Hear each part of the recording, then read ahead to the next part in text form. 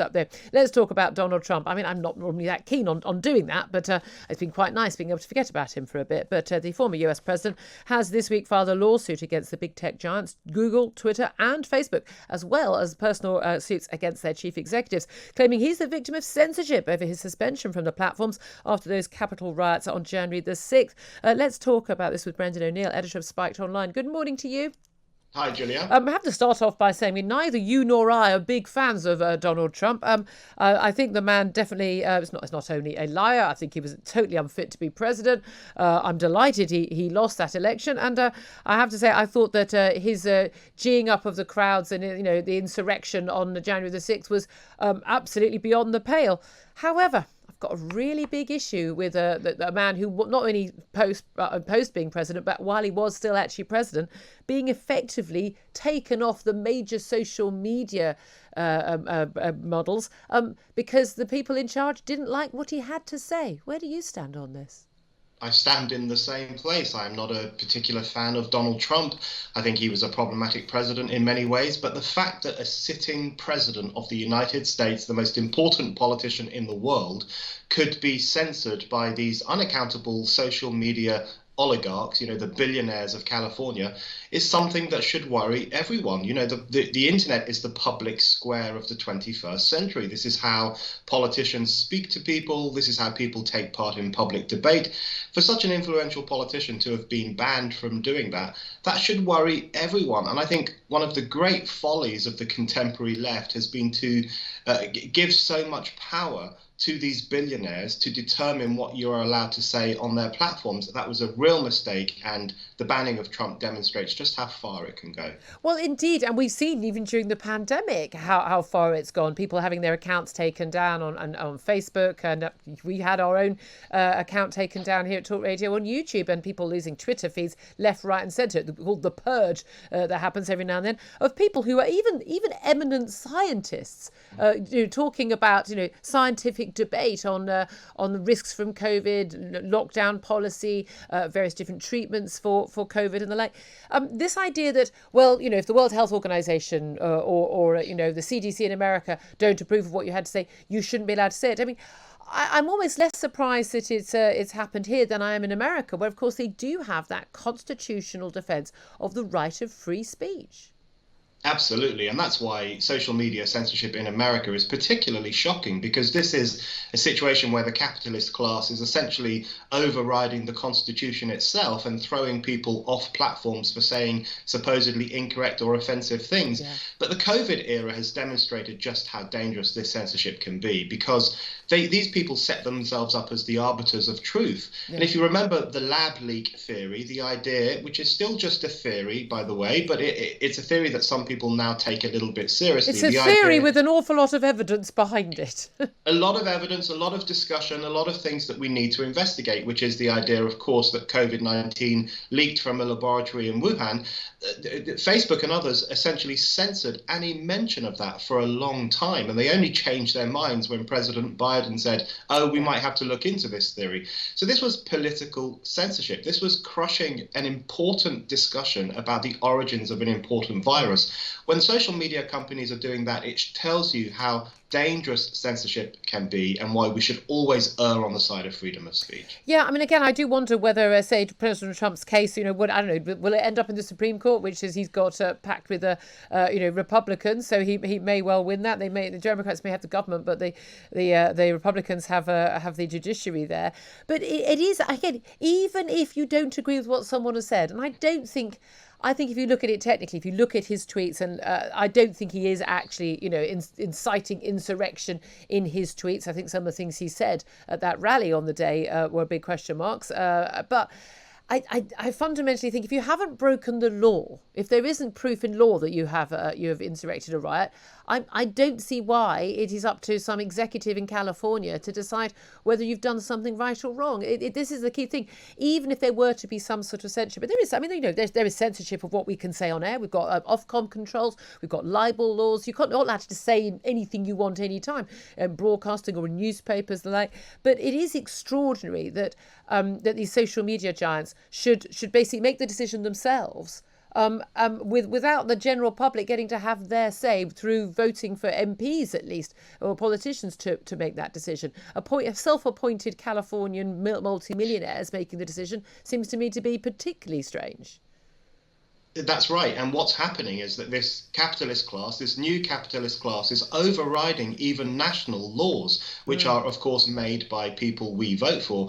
So, for example, in the UK, you can be thrown off social media for saying things that it is legal to say in the UK. So this is not their job to make those kinds of decisions. And that's the problem. And I think what's happening is, so the social media giants are redefining everything they dislike as bigotry. Yeah. But in fact, what's happening is that they are censoring political and moral viewpoints they simply don't like. So feminists are being thrown off Twitter if they misgender someone, or if they say that transgenderism is a problematic ideology.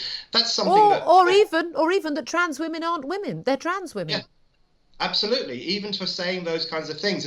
And apparently that speech is dangerous and violent and it must be censored. But of course, what's really happening is that these women, and some men, of course, as well, are being censored for holding a viewpoint based in science, by the way, which Silicon Valley disapproves of. And which, by the way, is shared by the vast majority of people. And again, even if it wasn't, I know you and I've debated this many times. So, if someone is saying something that is wrong, factually can be proved wrong, or is immoral, or is untrue, you can challenge it using your voice. You never defeat bad ideas by shutting them down. You defeat them with good ideas and good debate. Let me also talk about what I think is a very bad idea. And this is, we thought it was dangerous to bring in a lot of these lockdown rules, a lot of controls on our lives. The idea that the government could ever, in a modern liberal Western democracy, be telling us how many people we can have in our home, who can we touch, whether we could go to work, whether we could even leave our country. It is really quite extraordinary that we've got to this state of affairs.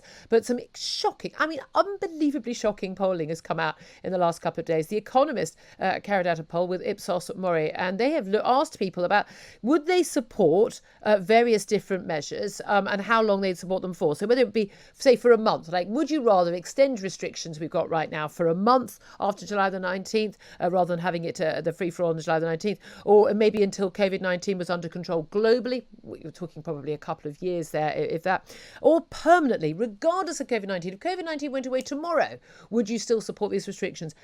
Stunningly, 19%, so 1 in 5 are saying they would support a nighttime curfew of 10 p.m. 26%, so a quarter, would support closing casinos and nightclubs. 35% would like a 10-day quarantine on anyone returning from anywhere abroad when they come back into the country. And 40% would support wearing masks in shops and on public transport forever. I am now increasingly afraid, not of COVID, or indeed of my government. I'm increasingly afraid of my fellow citizens, aren't you? These are really shocking and depressing findings. I'm a great believer in the common sense of the British people. I still am, but this is very, very worrying. And I think what it shows is something that you and I have been talking about for a long time, which is that lockdown has damaging consequences on society. And what it's done in this case, I think it has exacerbated the pre-existing kind of alienation and sense of fear and culture of fear that was around even before COVID-19. But lockdown has intensified that and made some people believe that they should hide away from others for the rest of time. That's one of the damaging consequences of these extraordinary measures that were brought in. And of course, we also know that lockdown had a devastating impact on health. And finally, we have a health secretary who is admitting that. Yes. The kind of thing that we've been talking about for a long time is now being admitted by the Department of Health itself.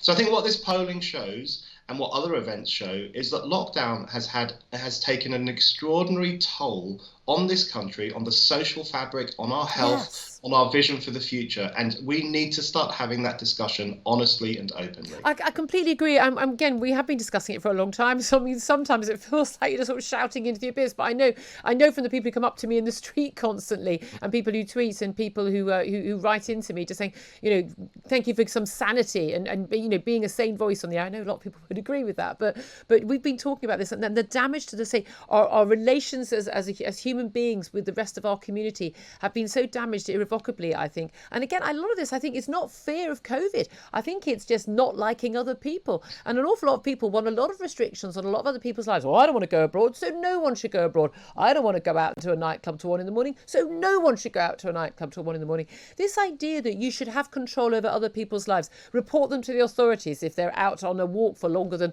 60 minutes, as we saw, or sitting on a bench, God forbid, on a bench, or meeting in groups of 7 indoors, not 6, are completely against the law, even today. But that's going to be forgotten on Sunday night for the Euro Championships. But it is extraordinary how much people want to point at and to criticise and control other people. But poll after poll has also shown that the vast majority of people think that they're perfectly capable of obeying rules and being sensible. They don't need the law to make them do the right thing, but they think everyone else is an idiot and irresponsible and immoral. That's a really worrying way to think about your fellow citizens. Really worrying way. And one thing that we've discovered since Boris Johnson announced the end of restrictions on the 19th of July, we'll be tearing off our masks and going to nightclubs and all that stuff. What we've discovered since he made that announcement is that there are a lot of these people in the media and in the political class and in the chattering class, people who don't want to go back to normal, who do fear other people and their breath and their diseases and their germs. These kind of neurotics who are clogging up the commentariat and other sections of influential sections of society who live in a state of fear and expect that the rest of us should live in the same state of fear. Well, we don't want to. We want our freedoms back. If you want to mask yourself and hide away, that's your business, but we're not doing it. You can wear your mask and sit behind your sofa till the end of the time. We won't miss you. It's fine. The rest of us are getting out and enjoying our lives. Brendan O'Neill, editor of Spiked Online, thank you very much indeed for joining us. 9:30.